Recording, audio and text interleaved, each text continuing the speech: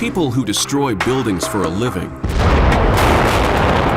strive to cause the greatest amount of damage with the least amount of effort. Push.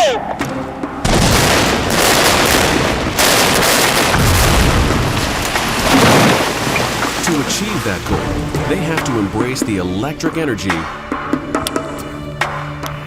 Fire now. of deadly firepower.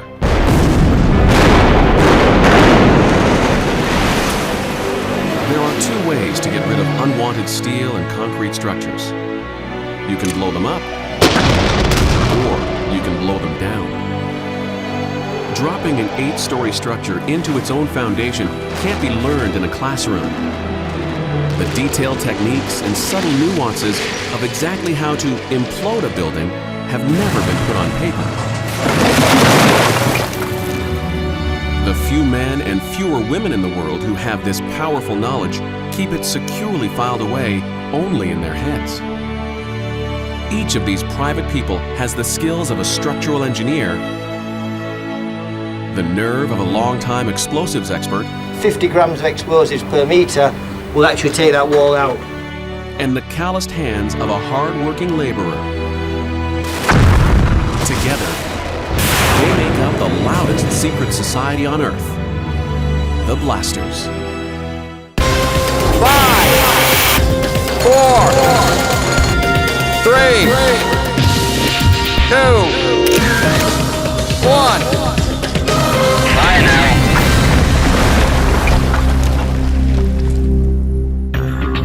During this two-part special, we'll learn the ways of the Blasters. There aren't that many in the world, and they're always busy. In this episode, we'll start off in London, England, where Mick Williams of the Controlled Demolition Group is getting ready to blast the world-famous Twickenham rugby stadium. But when a terrorist bombing results in a prohibition on all detonations, Mick has an explosive problem. You know, what's going on is dreadful at the moment, and you can just wait and see how bad it is. How will he defuse the situation? From England, we'll travel to Greece and learn the blasting business is never a sure thing.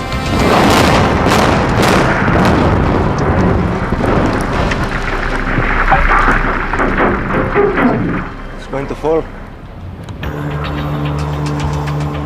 In North Dakota, we'll join the Guston family to see if they can knock down the center section of this 1,425-meter-long bridge without damaging the brand-new bridge right next to it. All bridge will be burned under about a second. Right at a second. Everything will be on fire. And in Amman, Jordan, we'll once again catch up with Controlled Demolition as they prepare to take out this former Jordanian intelligence headquarters. Go on, go on, go on.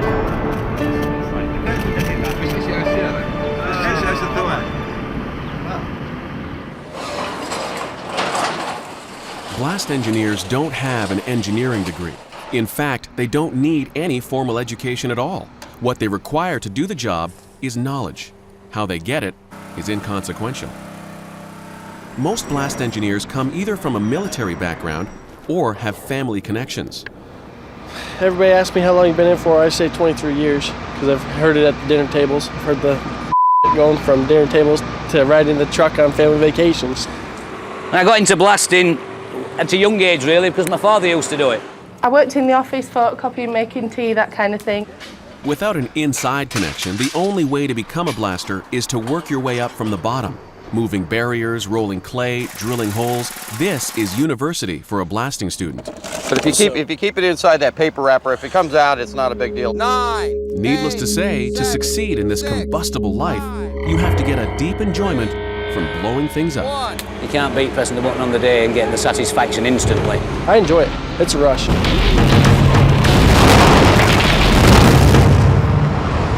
When you put highly combustible material in the hands of these experts, one thing is certain, you're going to have a blast. Welcome to Twickenham Stadium, London, the home of England rugby. This world-famous stadium has 75,000 perfectly good seats, but it isn't enough. To create space for more bleachers, the stands in the south end are going to be brought down with dynamite.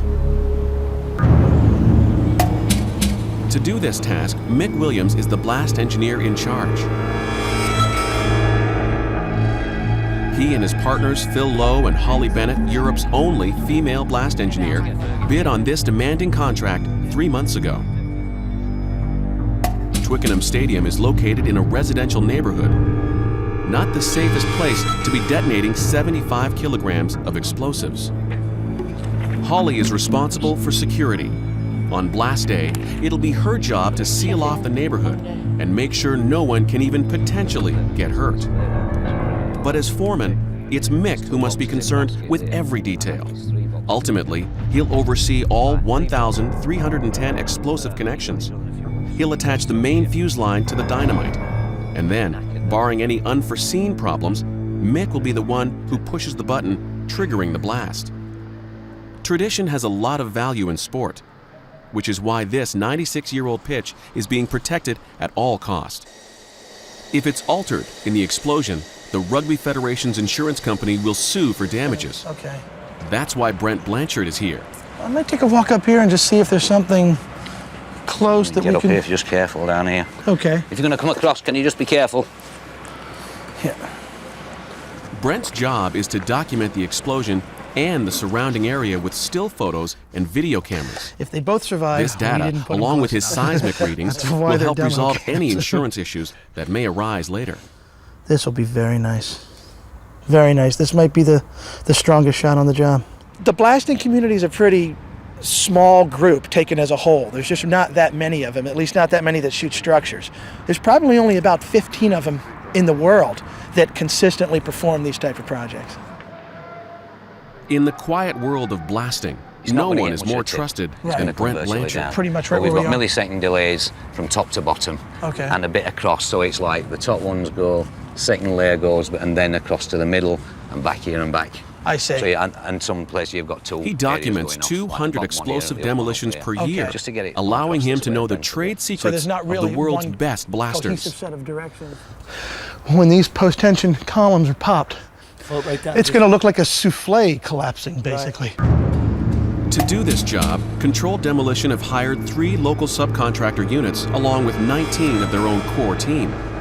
On site, there are 1,310 sticks of dynamite, 550 meters of detonation cord, and a makeshift mission control center that's constantly buzzing. With his team of engineers and laborers fully assembled, the work of bringing the structure down moves into high gear. First, the stands on the 2 corners get ripped out with a voracious machine known casually as a muncher. What we've done is we've isolated our bit that we're doing, and they're just going to tear this down, munch it down traditionally with the big machines. Meanwhile, the huge concrete columns holding up the bleachers are being drilled with 1,310 holes.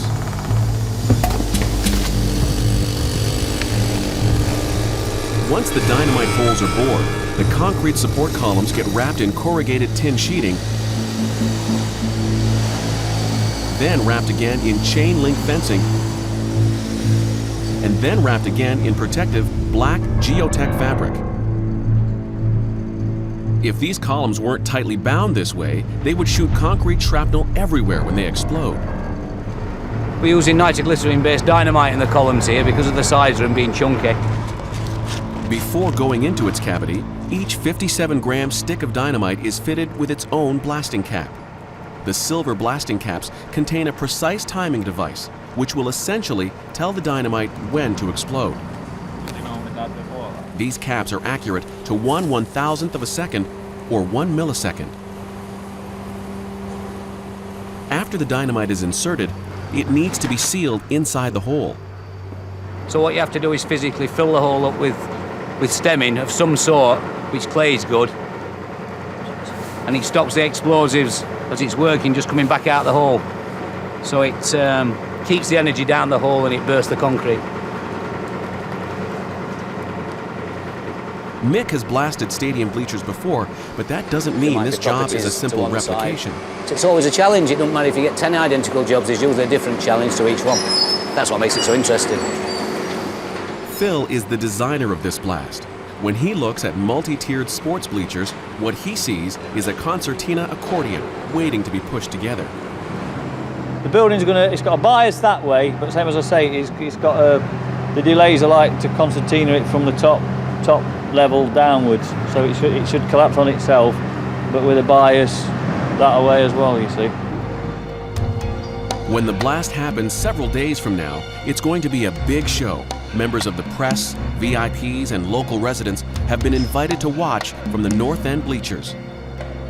Overall, hundreds of people will attend a rambunctious viewing party as guests of the Rugby Football Union.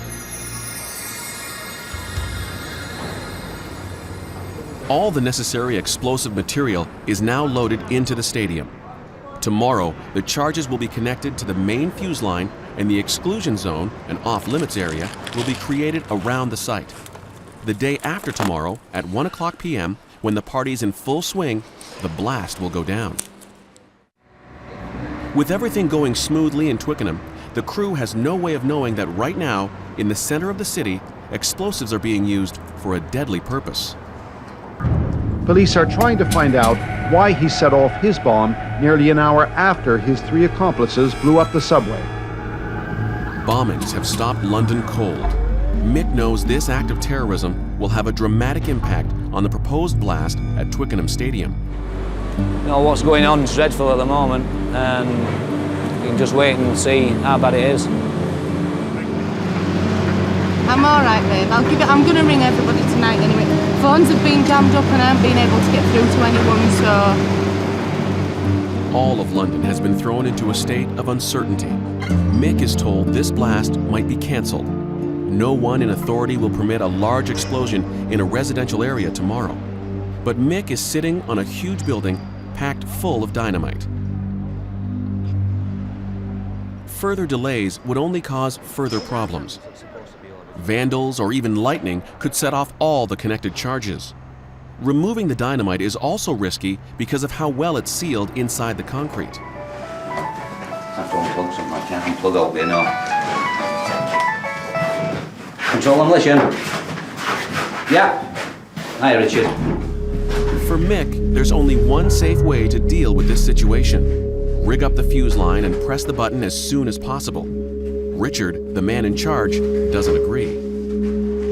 All right, cheers, Richard. Bye.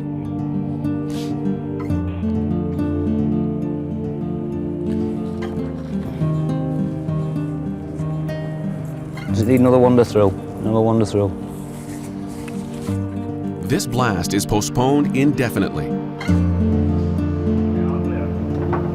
Mick has a doomed building waiting for him in Jordan and another in Dublin, Ireland. A long delay here could destroy his plans for the rest of the year.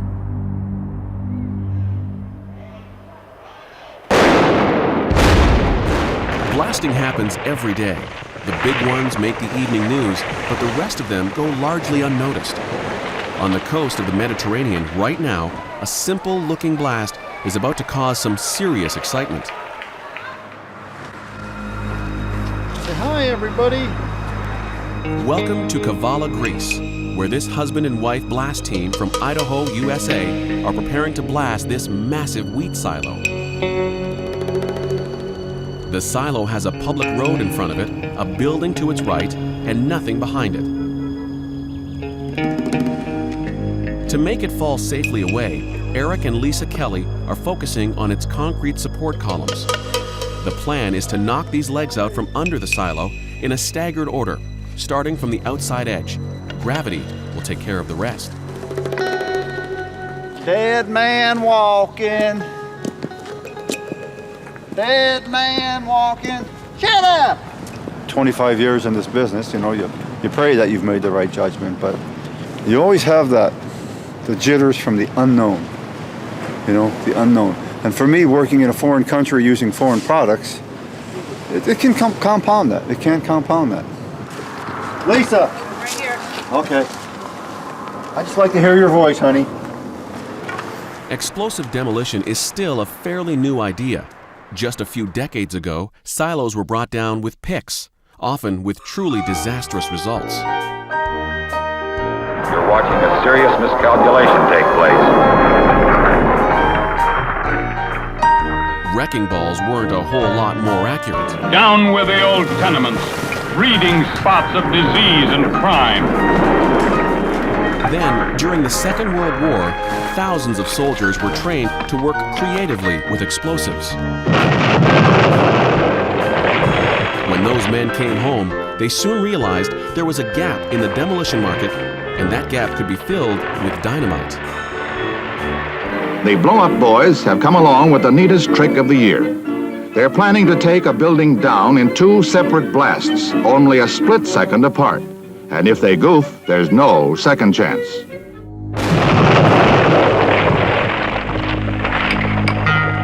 Blasting has changed a lot over the years, but there's still no second chance. As a result, blasters never bluff. The primary goal is to operate very ethically, very honestly, for every client that we deal with. You know, that's how it says in the Bible. And that's something nobody can ever take away from you, is a good reputation.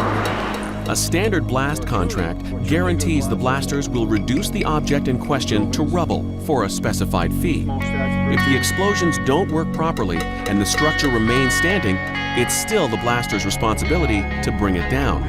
That means a failure to succeed has enormous economic consequences. Blessed Father, we do come to you thankful, as always, that you have fulfilled our needs with some work, Lord, and thank you for the wonderful people around us. We thank you, Father, for the talents you've given to us. And we pray that we glorify you with a successful shot today. Please, Father, minimize the amount of property damage, and we ask you for your grace and not let anybody get hurt. In Jesus' name we pray. Amen. I love you. Going this way. Okay. Well, Pascal, I did pray that this goes well. 1 minute silent.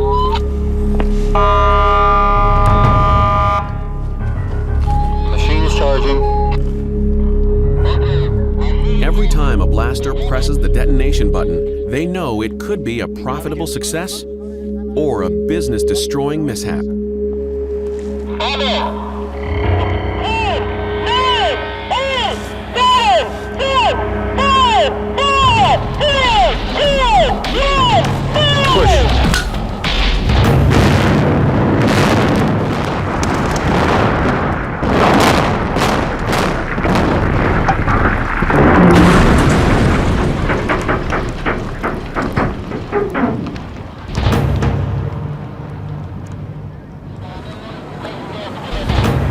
Good. This is still good. You know why? It's going to fall. Yeah. It's leaning in the right direction. There it goes! There it goes! Praise the Lord!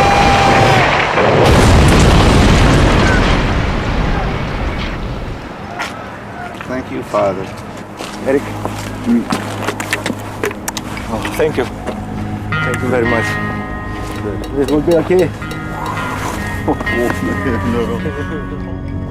no.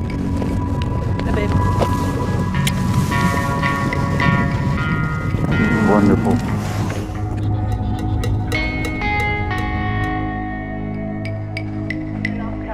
Meanwhile, back in England, Mick is still waiting for the call that will allow him to go ahead with the blast at Twickenham Rugby Stadium.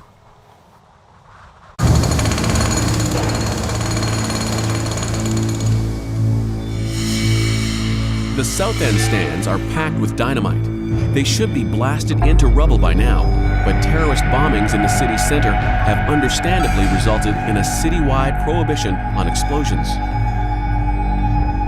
After a full day of phone calls and political wrangling, Mick gets his way.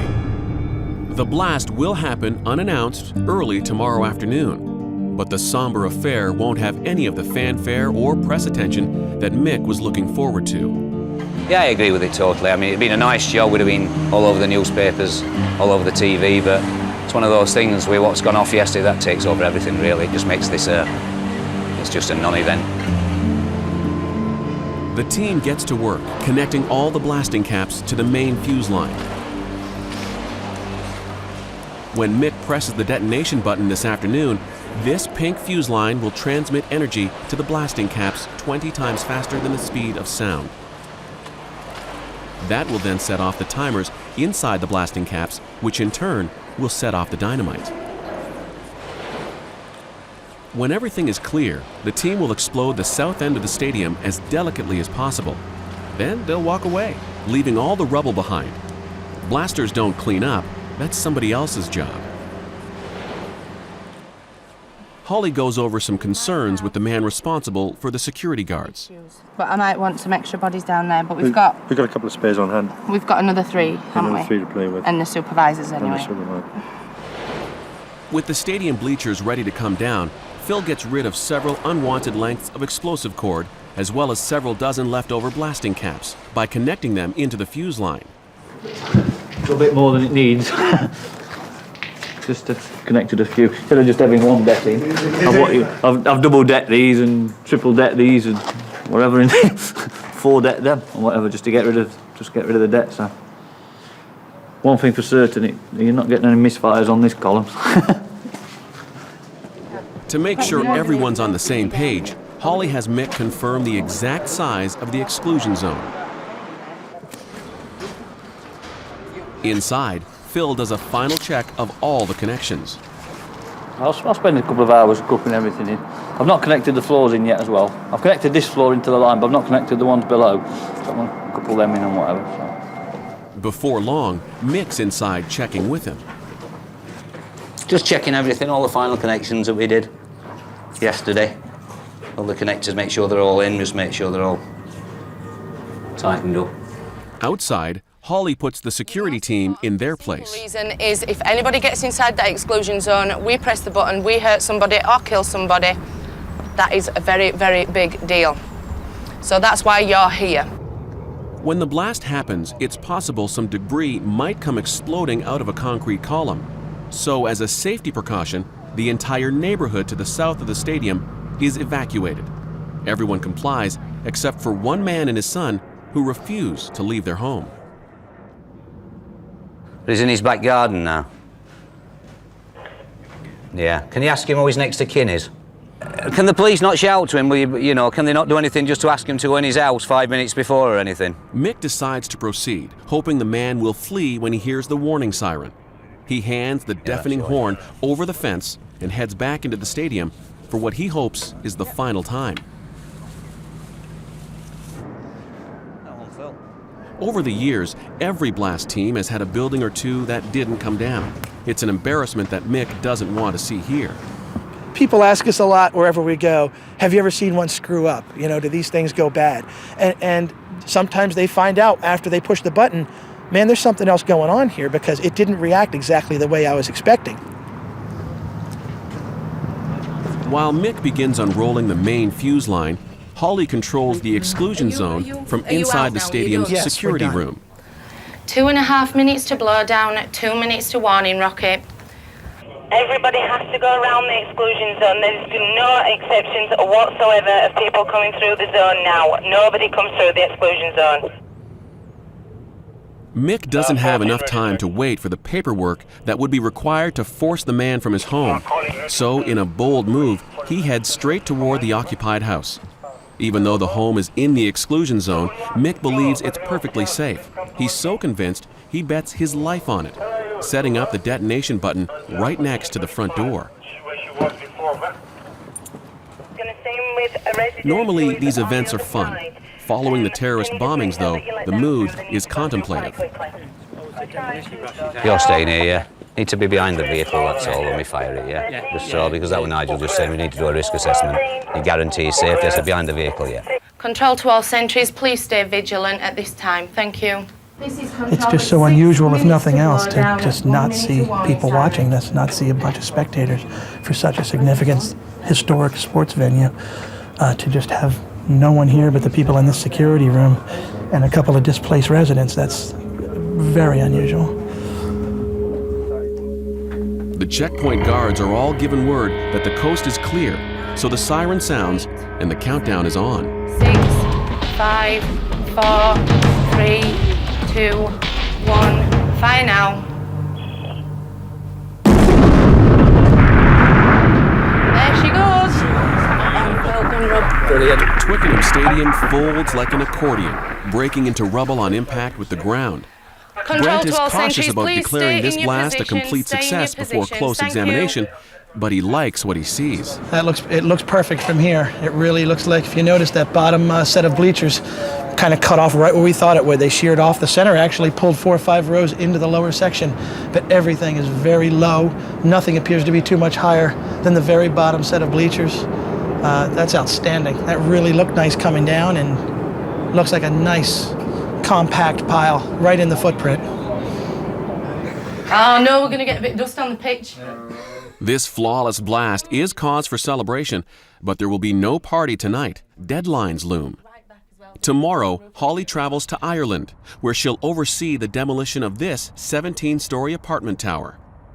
Phil and Mick are headed off to the Middle East so they can bring down this building, the former headquarters of the Jordanian intelligence agency.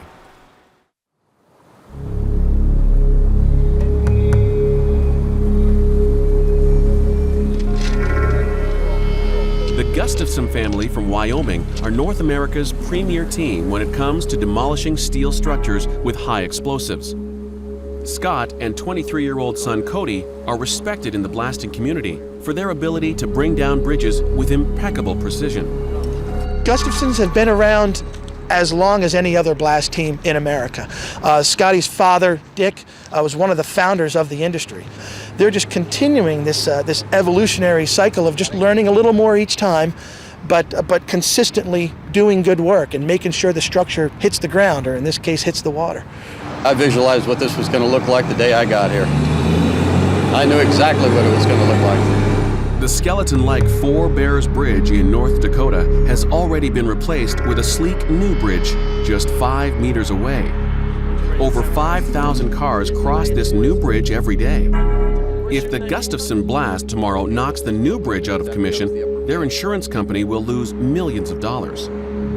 Dropping an all-steel structure is massively different than imploding a concrete building. You can't drill a hole deep enough to explode steel from the inside out. So blasters use explosives called shape charges, designed to strategically slice rather than obliterate. Hey, you want both sides or just one side? You're giving me both sides, ain't you? I'm giving you both sides. Yeah, I'll take both sides. All right. 1, 2, 3, 4, 5, 6. Give me up to 6, then we can catch the rest. You've got 6 there. Well, six is a bottom chord. Okay. So 1, 2, 3. Before the shape charges get attached to the bridge, the structure is weakened through a series of cuts made with an acetylene torch. We actually torch cut out flanges on the steel beams and extraneous members up there, and there's some non-structural members that are still up there too. We torch cut them. Some of them are cut completely off. Some of them are just pre-weakened, and we just do that simultaneously and systematically from one end of the bridge to the other. 450 shape charges are being attached to the Four Bears Bridge. When they're all detonated simultaneously, the structure should be transformed into pieces that fall from the sky. We're cutting it in different areas, and we're kind of breaking apart the bridge this way and cutting it like this. So when it comes apart in the water, it's easier for them to pick out. And then when they get all done here retrieving this steel, then they'll run out through the bottom of the channel area here, or any of the waters here, and they'll clam it 3 times. They're making sure they haven't missed anything. And then you're also sweeping with a magnet, is that right? We've got a magnet, yeah. Yeah, so they're actually going through, so there's 2 systems to guarantee that they get all the iron out of the bottom. That's one of the requirements here.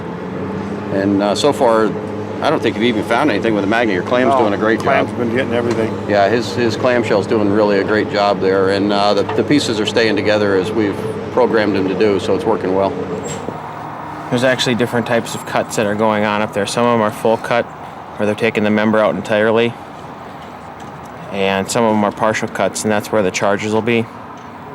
What's nice about this one, it's so big and it's higher off the water, so you get the full effect of it. Instead of just real short off the water, where it just shoot, bang, it's done. You got the whole fall effect. The splash and everything else. It's, adds a little bit more interest to it. The shape charges are attached to the bridge with simple rubber bands. If just one of these rubber bands breaks, the whole blast could be thrown off. When we get out on the job sites here, just initially we use contractor hands that are available, but once we get up on the steel and actually building the charges there, After 9/11, you have to, anybody that's associated with the explosives has to have an FBI background check. That was our lunchtime siren right there. At 12 and 6 every day, like clockwork, they sound that siren for notify everybody it's lunchtime.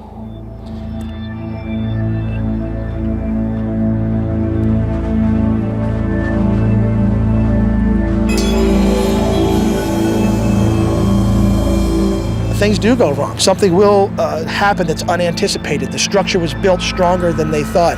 It had been retrofitted over the years, and that does present challenges. Sometimes they find out after they push the button, man, there's something else going on here because it didn't react exactly the way I was expecting. I've been loading the top cords right now, and it's a lot of concentration. The wind started picking up this afternoon, and just plays with your mind. You got cranes swinging around from you, clouds, water. You never watch the water or the clouds.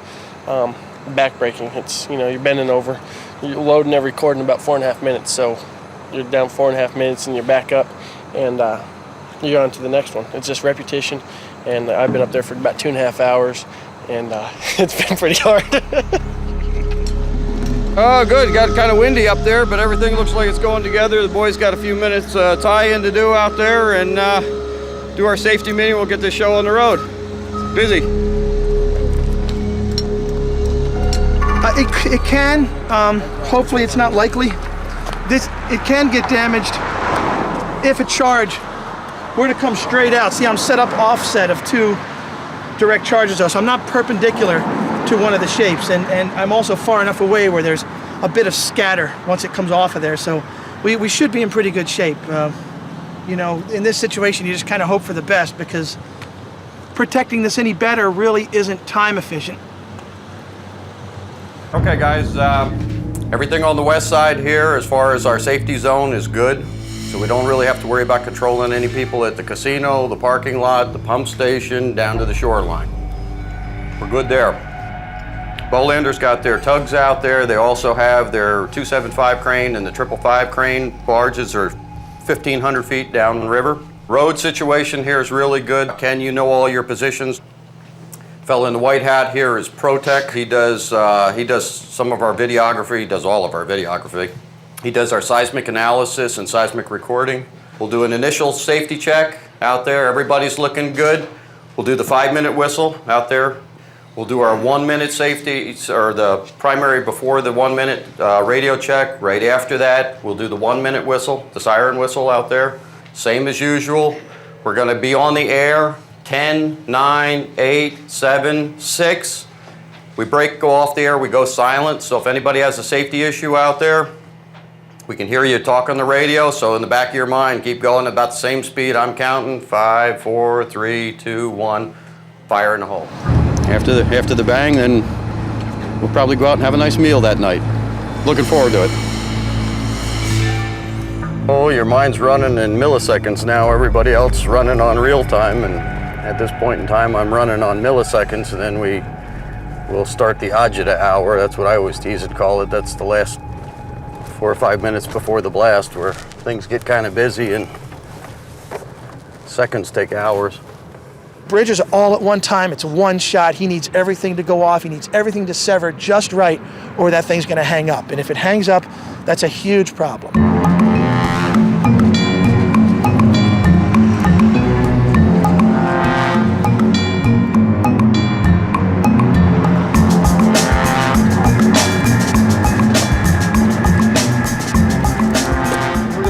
For right now, because we're going to start this a little bit different because we've got two guests that are going to be involved in the detonation here, and we got to just check with our state man.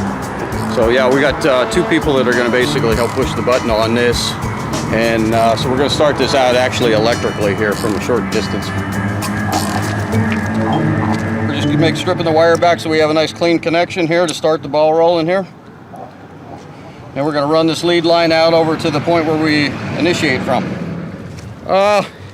It's probably higher tech than you give it credit for. It just looks pretty. It looks pretty benign.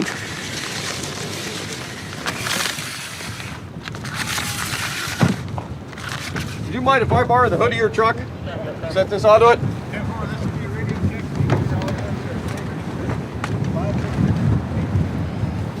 One of you's got to hold this charge button down continuously. When I say, whoever holds it down, are you going to hold it down, maybe? Hold it down.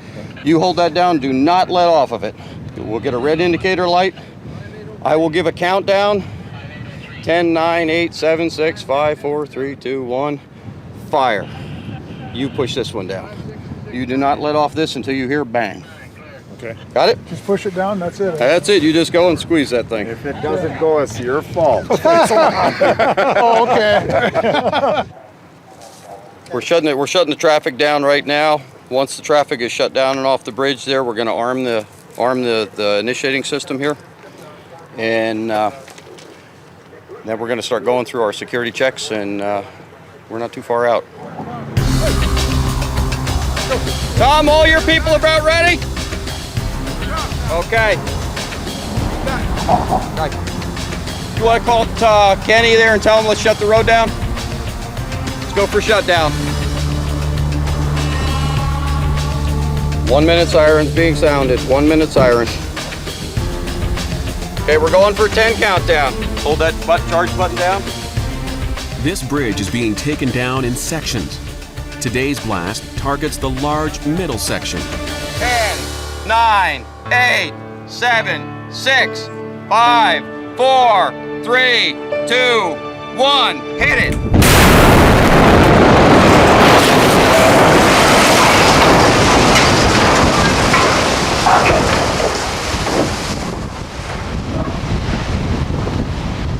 Gentlemen.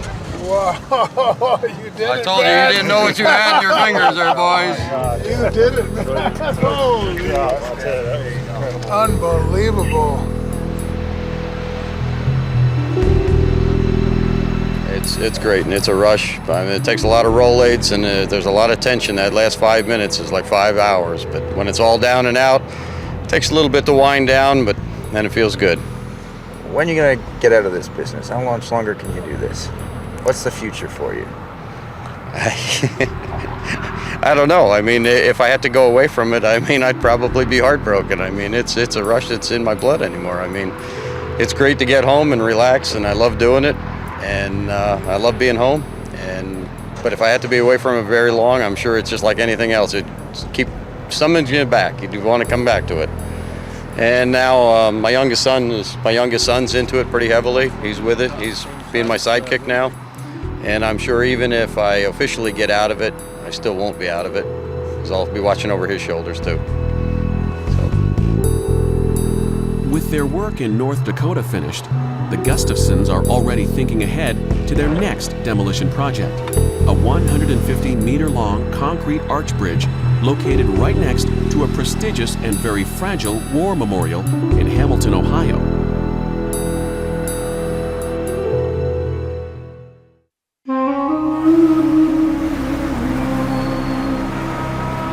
Amman, Jordan is an ancient city located in the Middle East. And this is the former Jordanian Central Intelligence Headquarters, located right next to a 4-lane highway. To make way for an upscale shopping mall, this 6-story reinforced concrete building is now slated for demolition. To level this concrete structure, the Jordanian government is sparing no expense. They've hired one of the world's most experienced blasting duos when it comes to bringing down apartment buildings. From controlled demolition, it's Mick Williams and his longtime colleague, Dick Green. Today, they're here in Jordan, working under the watchful eye of the local police and the federal military. Mick and Dick are already behind on this blast because of Mick's delay in London. Here, though, everything should go smoothly. After all, they have the monarchy on their side. His Majesty King Abdullah II bin Al Hussein is scheduled to push the button only 2 days from now. As Mick and Dick check their supplies, they realize something is missing. They have no blasting caps. If they were at home, Mick and Dick would use dynamite to shatter these columns. But here, nitroglycerin-based explosives are unavailable, so Dick uses a product called detonation cord. It's not as powerful as he'd like, So to get the desired effect, he really has to pack it in. What we're using here for the explosives is detonating cord. What it is, it's a plastic cord with a powder explosives inside. This is the explosive, it's PETN. And what it is the powder is equally distributed all the way down the cord, and it's actually 10 grams of explosives per metre. We know from experience that 50 grams of explosives per metre will actually take that wall out. And what we'll do tomorrow is we'll put a detonator on here and put the detonator down the hole. So we know that explosive, when it detonates, will break that wall. When Dick says they'll attach the detonator tomorrow, he's referring to the missing blasting caps, the crucial timing devices that have to be in place to trigger off the explosives. Mick has managed to locate the caps. They are being held in Dubai by suspicious customs officials. They should have arrived last Monday, and then they said last Friday, and then it was Monday, and then it was Tuesday, and now we don't get the detonators till tomorrow morning. It's a tight schedule. The blast is supposed to happen the day after tomorrow, but the work of loading the explosives has just begun. It's all 10 gram cord we're using here. If we were back in the UK, it'd be a lot easier because you can get 40 gram and 60 gram cord, things like that. To engineer a successful blast, you need to intimately understand the relationship between building materials, explosives, and gravity. In this case, the exterior walls from the basement to the second floor will be blown away simultaneously. At the same time, all the supporting columns on those levels will also be obliterated. This will effectively kick the legs out from under the building. Then, as it falls straight down, timers on the blasting caps will trigger the support columns on the upper levels to explode in an ascending order. The walls of those upper levels don't need any explosives because they should break into bits when gravity pulls them to the ground. Under the drone of generators, the team works throughout the night.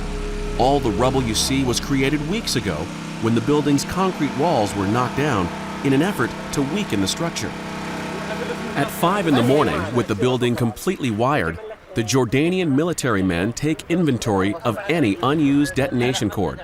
It's their job to make sure none goes missing. If we get the detonators tomorrow, tomorrow detonators and connecting everything up so you see how it all works, it'll be good. It'll be a good day. Today is scheduled to be blast day, but the blasting caps still haven't arrived. Normally, postponing wouldn't be such a big deal, but in this case, it means calling a king and telling him to change his plans.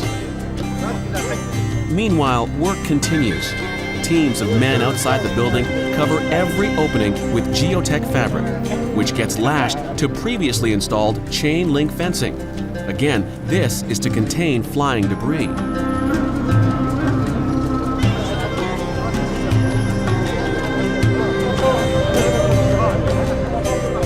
The explosives now are on the way. I think the explosives have been held. We've been told all sorts of things about them coming. They've been held up a bit, but they've been held until we got a definite. Now the decision's been made to go for it. They've rung up and said, get the explosives here as quick as you can. They've told us an hour and half an hour ago. So it's 3 o'clock, so maybe by 5 o'clock we might get them. A few hours after the king is told to cancel his appearance, the missing supplies finally arrive. While Mick deals with protocol, the blast designer, Phil, shows the local military man how to attach the blasting caps to the waiting charges. When the detonators are in place, a handful of quick-drying plaster is smeared over the hole to lock the contents in. We started this about less than 10 minutes ago, and already it's going solid, so you can pick it off in lumps. So probably another 10 minutes and it'll be hard enough for us to start taking these leads and connecting them without any danger of pulling the charges out of the hole. These will be joined together. There'll be a connector on here, there'll be another connector on the ones back there, more connectors there, then all these connectors from here will actually be going to other connectors. A connector is a non-electrical firing cap that looks like this. So we snap that on. Make sure it's in the middle. Clip it down. Pull it tight, and just to make sure, we'll tape it in place. When the connectors are in place, everyone will be attached to the main fuse line. The tube itself fires at 2,000 meters a second. So it shoots down the line, initiating all the connectors. When all the connectors get simultaneously hit, They'll trigger the timing device on each blasting cap. That means the individual caps are already counting down when the explosions begin. The team continues making connections all through the night. As morning light breaks, Mick and Dick attend to the final details. It's 7 a.m. The team went to their hotel for a quick nap and a shower, and now they're back to do a final check before connecting everything to the main fuse.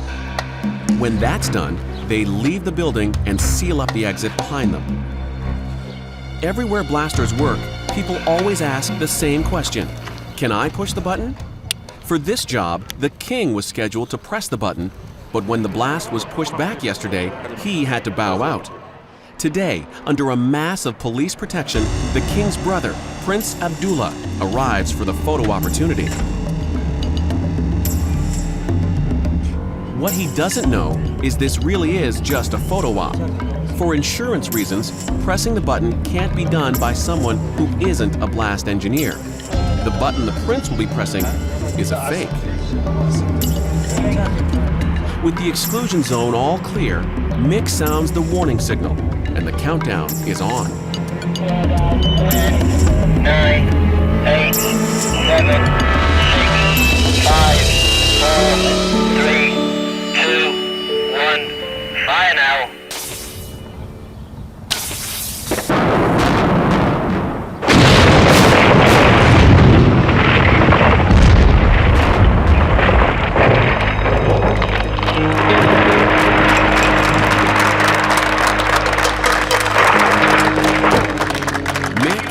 Go forward to inspect the blast site, happy that no one from the royal entourage was hurt. Nothing came out of the building and the charge rate was spot on. The geotech fabric did its job containing the shrapnel. One problem did occur during the blast, though. The bottom of the building was successfully obliterated, but when the structure fell, instead of falling inward, this front corner fell outward, destroying this wall. Mick is unimpressed with the local cleanup crew. Doing more damage with this machine than we've done. In the grand scheme of things, the problems with this blast are minor. Mick and Dick are happy to be successfully finished and headed home. Yeah, nice. Well done, Andy.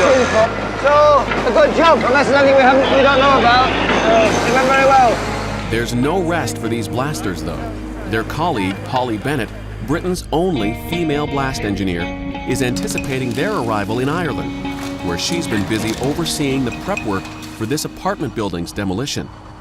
With a convention center resting just 8 meters away, this blast is a very tall order. Blasters get their kicks in unique ways. They have a different view on life than the rest of us.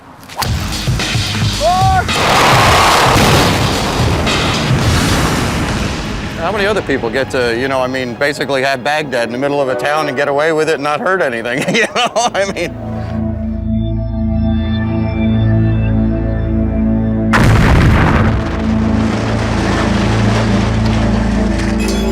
Every day, blasters work with mortality, their own and the mortality of buildings. When we see something huge and unmovable, they see a riddle waiting to be dissected.